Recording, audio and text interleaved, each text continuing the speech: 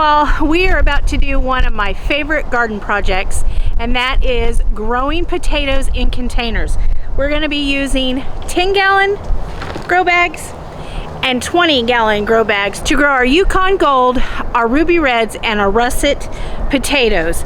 We'll use the 10-gallon bags for our Yukon Golds and our Ruby Reds because they don't need as much room to spread out. They will make handful-sized potatoes perfectly.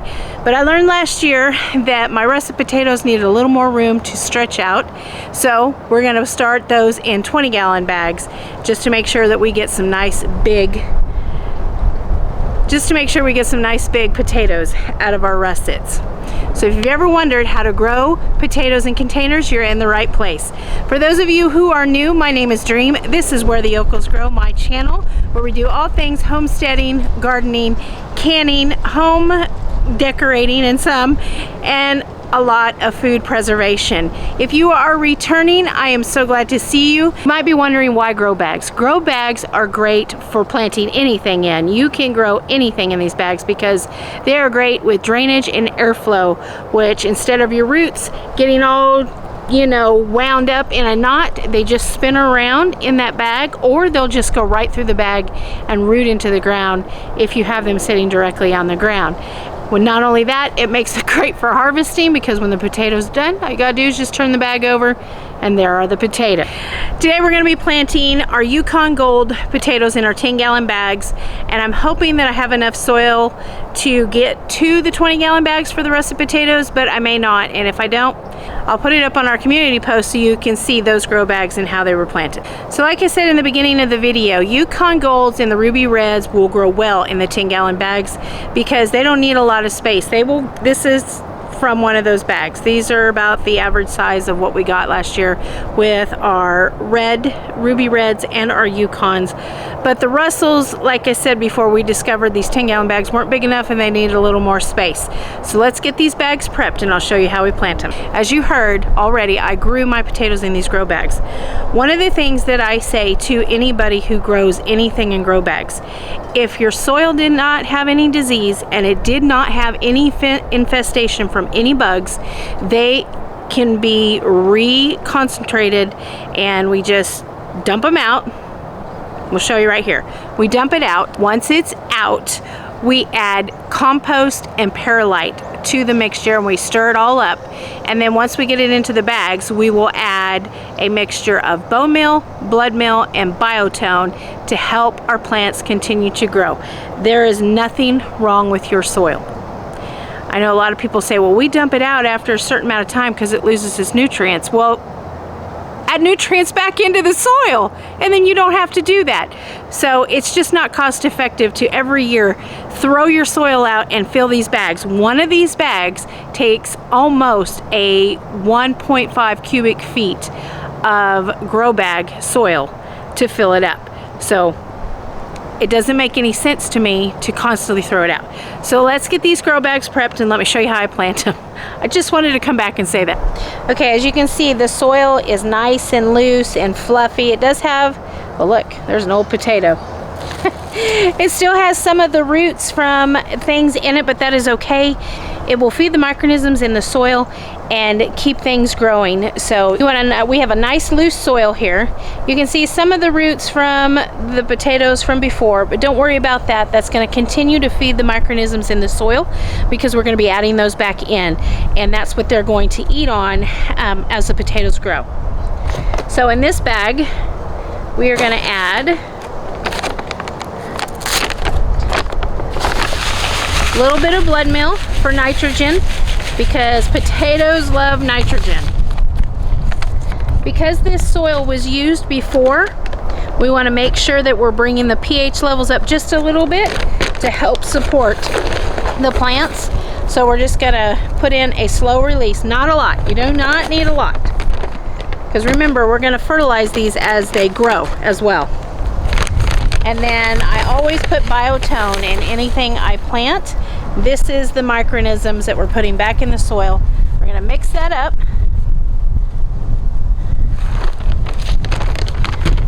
Now, you can see that my potatoes, these are potatoes that I grew last year.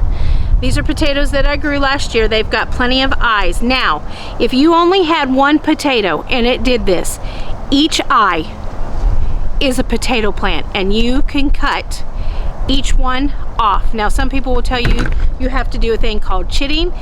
Honestly, you don't. Just put it in the bag. We're just going to set, don't worry, it's not going to do anything to this. And we'll talk about the question that I know everybody has, and that's healing, and why it is not necessary in grow bags. It just is not necessary. Okay, we're just going to nestle them in just like that. We're going to plant about 4 to 5 in each grow bag, facing those eyes up, just like that. One right in the middle. That one's kind of big, so we'll move it over. And then I have a bucket of soil, and we're gonna fill that bag up. Just like that. Right to the top. Now, as you can see, the soil, now this soil will settle, and we can add more soil on top, but I'm actually gonna put a layer of mulch. No, I don't have it. No judging, I don't have it right now, but we're gonna get the rest of these bags planted and we'll be back. Potatoes love sunny spots, so make sure wherever you put them, they have plenty of sun throughout the day. When you water them, keep the soil moist but not soggy, because they don't like that. And speaking of things that love the sun, I just released all of our merchandise here on our channel, and one of the shirts that is one of my favorite shirts is this boho Zinnia, Cosmo, and Butterfly shirt in support of pollinators, because let's face it, pollinators are what make our gardens grow, and without them we don't have a garden. On the top it says if you plant it they will come, and on the bottom it says where the yokels grow. We also have it in 40-ounce tumblers, we have vinyl stickers, we have mugs, and a sipper cup in this particular design. If you'd like to go check them out and support the channel, the link is down in the description for you. I have reached a point where I've ran out of 10-gallon bags. I had ordered some from Amazon. They haven't came in yet, so I gotta wait on those so I can finish planting these potatoes. Plus, I don't have enough soil for the 20-gallon bag, so I'm gonna run over to Costco, get my favorite soil, and then we'll continue filming. You may see a clothing change the next time you see me, but we will get this video done. Alrighty, so this is our 20-gallon bag. These are our russet potatoes. You could see those eyes. Like I said before, early on in the video, you could just cut these eyes out and that would be plenty fine. But what we're gonna do is we're just going to stick them in like so, and I'm only using 5 in this 20-gallon. I'm gonna make sure I give them as much space as possible. And then we're going to cover them up, and then we'll come back and we'll talk about why I don't heel my potatoes.